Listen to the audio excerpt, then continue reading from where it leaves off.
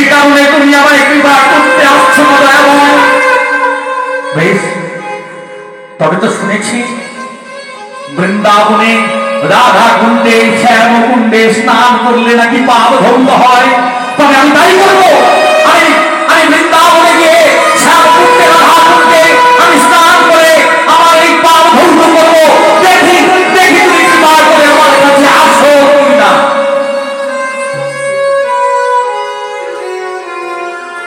শিববিগ্রহের মন্দিরের দরজা বন্ধ করে দিয়ে ভক্তবাঞ্ছারা মনের ময়লা দূর করবার জন্য ব্রজের মাটিতে রাধা কুণ্ড শ্যামকুণ্ডে স্নান করবার জন্য যাত্রা করলেন। মন্দির পরিত্যাগ করে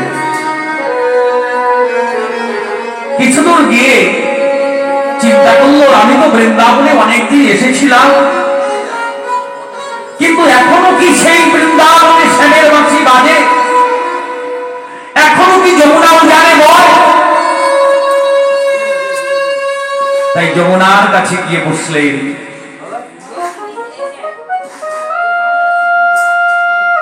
এখনো সেই বৃন্দাবনে শ্যামের বাঁশি বাজে, এখনো সেই বৃন্দাবনে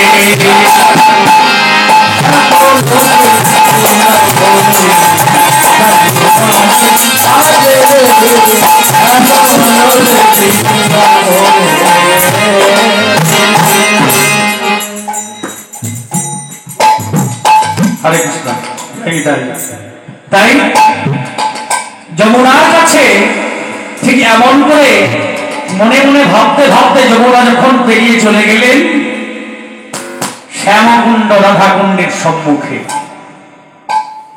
স্নান করবার জন্য যখন চিন্তা করছেন, এমন সময় দেখে এক বৃদ্ধ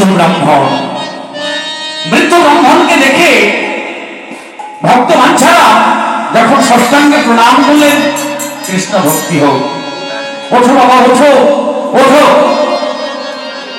ঠাকুর মশাই আপনি আমাকে কিছু বলবেন? হ্যাঁ রে বাবা, আমি তোকে কিছু বলবার জন্য তো আমি এসেছি। কি হয়েছে ঠাকুর মশাই? ওরে সব, তুই শ্যামকুণ্ড রাধাকুণ্ডে স্নান করতে এসেছিস বাবা? বললে হ্যাঁ। হ্যাঁ ঠাকুর মশাই, আমি বহুদিন ধরে আমি আধাম রবির সেবা করেও কিন্তু আমি তো তার দেখা পেলাম না। তাই আমার মনে হয় এই দেহে অপরাধ আছে প্রচুর। কোটি জন্ম করো যদি নাম সংকীর্তন, তথাপি পাবে না তুমি ব্রজের ব্রজেন্দ্র নন্দন। হেন কৃষ্ণ নাম যদি লহ বহুবার, তথাপি প্রেম নহে বহে অশ্রুধার।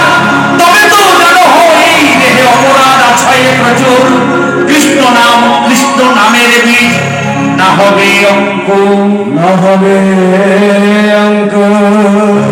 তাই মনে হয় কোটি কোটি কোটি জন্ম যদি ধরে নাম করে কেউ, কোটি জন্ম করো যদি নাম সংকীর্তন, তথাপি